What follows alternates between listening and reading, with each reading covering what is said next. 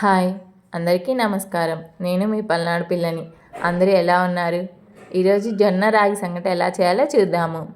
ఒక గ్లాస్తో జొన్న పిండిని తీసుకోండి. మేము మిక్సీ పట్టి తీసుకున్నాము జొన్నల్ని. అదే సేమ్ గ్లాస్తో అరకప్పు రాగి పిండి కూడా తీసుకోవాలి. వాటర్ పోసి నానబెట్టుకోవాలి.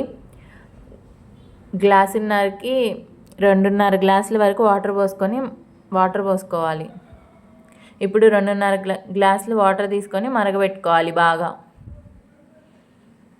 చాలా చాలా టేస్టీగా ఉంటుంది. మీరు కూడా ట్రై చేయండి. మరుగుతున్నప్పుడు నానబెట్టుకున్న పిండిని వాటర్లో మిక్స్ చేయాలి. ఉండలు లేకుండా బాగా మిక్స్ చేసుకోండి. టేస్ట్కి సరిపోయేంత సాల్ట్ వేసుకోవాలి. నా ఛానల్ మీకు నచ్చితే సబ్స్క్రైబ్ చేయండి. నాన్ వెజ్లో బాగుంటుంది, సాంబార్లో బాగుంటుంది, దేంట్లో అయినా బాగానే ఉంటుంది. పెరుగన్నంలో బాగుంటుంది. లో ఫ్లేమ్లో పెట్టి కుక్ చేయండి. ఎంతో టేస్టీగా ఉండే రాగి జొన్న సంగటి రెడీ అయిపోయింది. ఇప్పుడు టేస్ట్ చేసి ఎలా ఉందో చెప్దాము.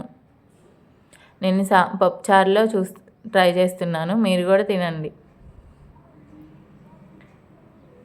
చాలా వేడిగా ఉంది.